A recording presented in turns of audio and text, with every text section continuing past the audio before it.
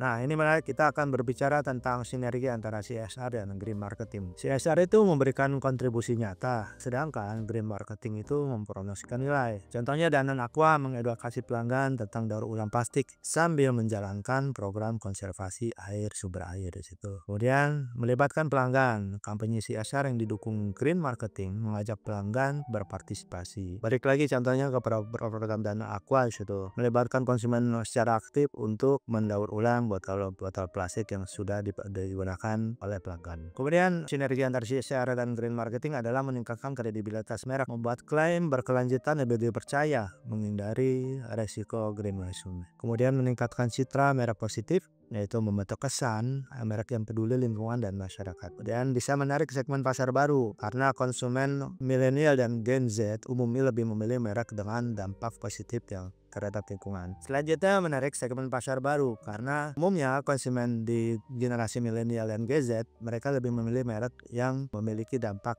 yang positif terhadap lingkungan dan masyarakat sekitar. Kemudian bisa mendorong inovasi produk karena green marketing itu mendorong pengembangan produk yang lebih ramah lingkungan dan dapat memperluas jangkauan pasar global karena penyelamat lingkungan itu adalah isu yang global. Jadi merek yang berorientasi berkelanjutan lebih mudah diterima di pasar internasional, di negara manapun, di benua manapun. Jadi kesimpulan yang bisa kita tarik adalah CSR dan green marketing adalah bagian integral dari strategi merek modern. Dengan memadukan keduanya, perusahaan dapat meningkatkan reputasi merek, membangun loyalitas pelanggan, menarik segmen pasar baru, terutama pasar-pasar yang dan generasi muda, dan memberikan dampak yang positif bagi masyarakat dan lingkungan. Jadi perusahaan yang sukses dalam mengintegrasikan CSR dan green marketing akan lebih relevan dan kompetitif di pasar saat ini. Oke, berikutnya saya akan memberikan contoh-contoh pekerjaan atau orang-orang yang bekerja ya di bidang namanya CSR dan maupun green marketing ini. Contoh yang pertama adalah Sustainability Marketing Manager. Mereka mengembangkan dan menerapkan strategi pemasaran berkelanjutan, mengkomunikasikan inisiatif ramah lingkungan perusahaan kepada pelanggan. Kemudian mereka mengelola kampanye yang menyoroti praktik bisnis yang etis dan bertanggung jawab. Nah, ada juga contoh kerja di sini adalah Corporate Social Responsibility Manager atau CSR Manager. Mereka merancang dan menjalankan program tanggung jawab sosial perusahaan. Kemudian bekerja sama dengan komunitas dan organisasi nirlaba yang kemudian melaporkan dampak sosial dan lingkungan dari kegiatan perusahaan baik kepada internal maupun eksternal. Contoh lagi adalah Brand Manager untuk Sustainable Product. Tugasnya mereka adalah memastikan produk dan merek sesuai dengan nilai berkelanjutan. Yang kedua, mengembangkan narasi brand yang menekankan dampak positif terhadap lingkungan dan sosial. Yang ketiga selanjutnya adalah bekerja sama dengan tim desain untuk membuat kemasan ramah lingkungan. Kemudian ada yang namanya Social Impact Analyst. Mereka menganalisis dampak sosial dan inisiatif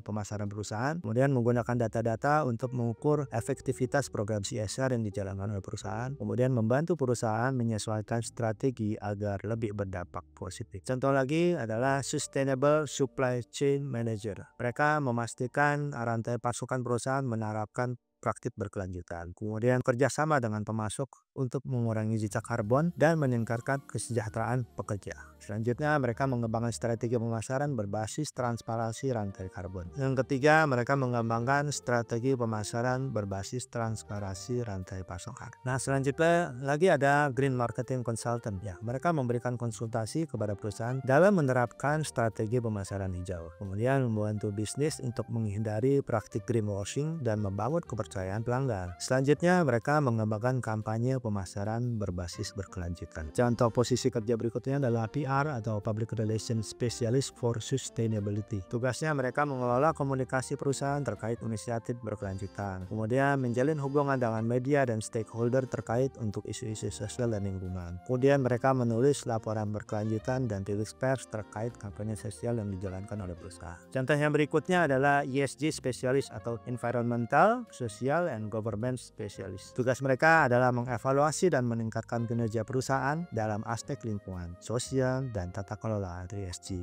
ya, Environmental, Social, and Governance. Yang kedua, mereka melakukan research dan pelaporan terkait kepatuhan perusahaan terhadap standar berkelanjutan. Kemudian bekerja sama dengan investor untuk mengembangkan strategi ESG yang kuat. Adapun poin-poin CSR itu adalah pertama, kepatuhan terhadap regulasi. Kemudian yang kedua adalah keberlanjutan dan dampak jangka panjang. Yang ketiga, keselarasan dengan visi dan misi perusahaan. Kemudian keterlibatan pemangku kepentingan atau stakeholder. Yang kelima adalah fokus pada isu sosial dan lingkungan yang relevan. Keenam adalah transparansi dan akuntabilitas. Kemudian yang ketujuh adalah pengukuran dan evaluasi program. Kemudian yang kedelapan adalah inovasi dalam CSR. Sekian pembahasan kuliah hari ini. Terima kasih. Assalamualaikum.